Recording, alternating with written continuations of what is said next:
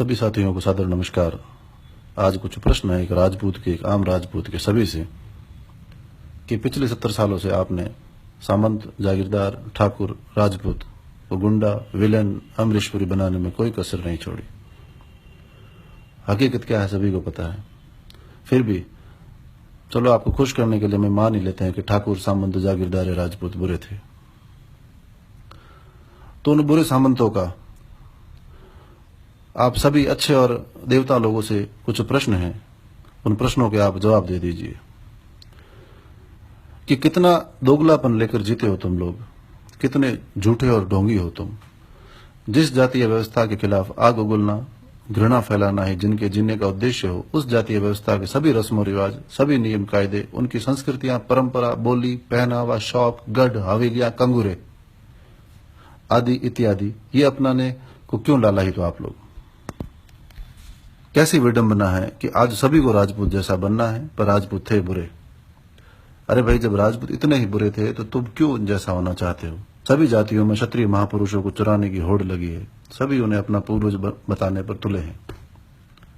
वैसे एक क्षत्रिय के लिए गौरव का विषय हो सकता है कि उसके पूर्वजों को लोग अपना पूर्वज बता रहे हैं, पर कोई स्वयं को श्रेष्ठ सिद्ध करने के लिए अपने पूर्वज कैसे बदल सकता है।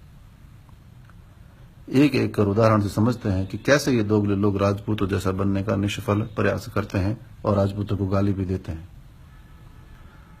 पहला, अपने नाम के पीछे सिंह लगाने का रिवाज भारत के मध्यकालीन इतिहास से लेकर आज से कोई 15-20 साल पहले तक सिर्फ राजपूतों में रहा है। आजकल सभी को शौक चढ़ा है अपने नाम के पीछे सिंह लगाने का। ऐसा क्यों करते हो? ये तो सामंतवाद और क्रूरता का प्रतीक है ना, फिर क्यों सिंह लगाते हो? नाम के पीछे सा लगाना भी राजपूती बोली का भाग रहा है, तो सबको अपने नाम के पीछे सा भी लगाना है। अरे यार, हद है। आजाद देश है, कोई कुछ भी नाम लिखे मनाही नहीं है, पर जिस व्यवस्था की बुराई करते तुम थकते नहीं, उसके प्रतीक अपनाने की लालसा क्यों है तुम्हारी। राजपूत बुरे थे, ये दूसरा पॉइंट कि राजपूत बुरे थे, राजपूत बुरे हैं, मान ली तो आपकी बात, तो उनका पहनावा आदि भी बुराई का प्रतीक हुआ ना। फिर क्यों राजपूती पोशाक आज सबकी प्रिय बनी हुई है? क्यों ये पोशाक पहननी है तुम्हें? क्यों ये सामंती कपड़े पहनकर सामंत वाली फीलिंग में जीना चाहते हो? क्यों रे दोगलो, ऐसा क्यों करते हो? शादी में उस असमानता की प्रतीक शेरवानी को ही क्यों पहनना चाहते हो? आज बहुत तरीके के सूट बूट हैं बाजार में, तो अपनी आजादी का जश्न मनाओ, नए नए कपड़े पहनो, पर नहीं, तुम्हें वही सामंती शेरवानी पहननी है। साफा भी तुम्हें जोधपुरी बांधना है। तुम अपनी जात बिरादरी का साफा क्यों नहीं बांधते? तुम और तुम्हारे पूर्वज तो महान थे ना, गए बीते तो राजपूत थे, फिर उनका ये साफा अपने सिर पर क्यों सजाते हो?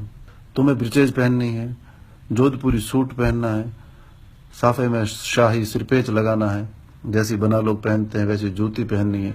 ये सब क्यों करना है तुम्हें? हम तो बुरे थे ना, तो हम जैसा होने को क्यों मरे जा रहे हो?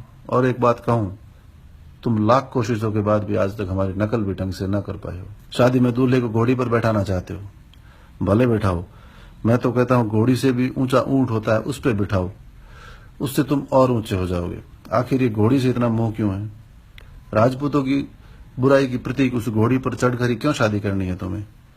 राजपूत और घोड़ों का युद्ध से लेकर विवाह तक सदियों से अटूट संबंध रहा है, तो घोड़ा राजपूतों का सबसे प्रिय है, सबसे नजदीकी है, तो उस घोड़े घोड़ी का तुम्हें राजपूतों की तरह तिरस्कार करना चाहिए, है ना।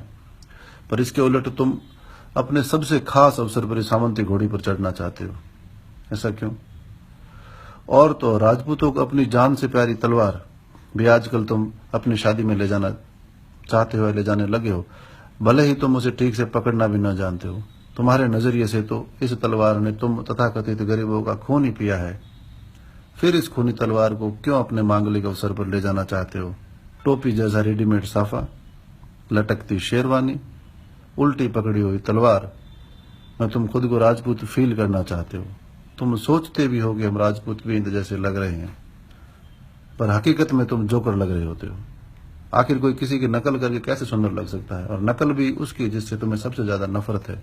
थोड़ा पैसा कमाने के बाद तुम लोग बिल्कुल ठाकरी हो जाना चाहते हो। तुम बहुत बड़े कोठीनुमा घर बनाते हो और उसमें सामंती कालीन भी बिछाते हो। तुम चाहे जितना कमा लो, महल तो तुमसे बनने नहीं, पर उनकी नकल जरूर करते हो।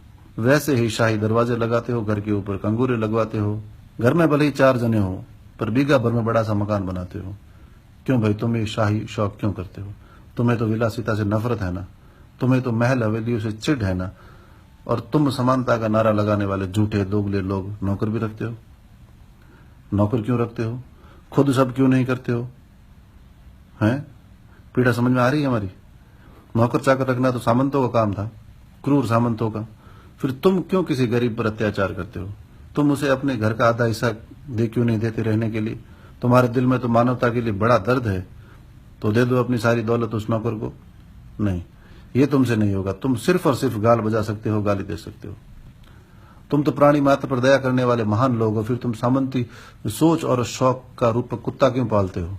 क्यों बड़े चाव से उसे गले में गुलामी का पट्टा बांधते हो? सुबह उसे पार्क में घुमाकर क्यों आस पड़ोस के लोगों को अपनी ठसक दिखाना चाहते हो? ठसक तो ठाकुर रखते थे ना, तो क्यों ठाकुर हो जाना चाहते हो? राजपूतों को जागीरदार भी कहते हैं कि जिनके पास जमीन जागीर होती थी वो जागीरदार। आज हर कोई ज्यादा से ज्यादा जमीन हड़प लेना चाहता है, खरीद लेना चाहता है, जागीरदार होना चाहता है। क्यों भाई, तुम गांव में नहीं रहते, खेती भी नहीं करते, तुम्हारा घर या फ्लैट भी 30-50 में बन गया है।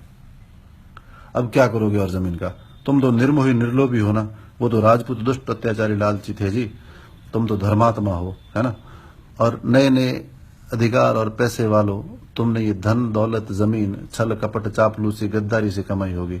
हमने अपनी मातृभूमि के लिए सिर कटवाए थे, पीढ़ियां की पीढ़ियां होम दी थी। तुम चाहकर भी राजपूत ना हो पाओगे। ये कुछ प्रश्न हैं, कुछ प्रश्न आपके भी मन में होंगे। जहां मिले, जिनसे मिले, इनसे ये प्रश्न कीजिए। और ये जो ऑडियो में प्रश्न पूछेंगे, इन्हें आप सबसे पूछिए, इस ऑडियो को आगे फैलाइए कि क्यों तुम दोगले बनने की कोशिश करते हो। या तो जवाब दो, या फिर सामंत को गाली देना बंद करो।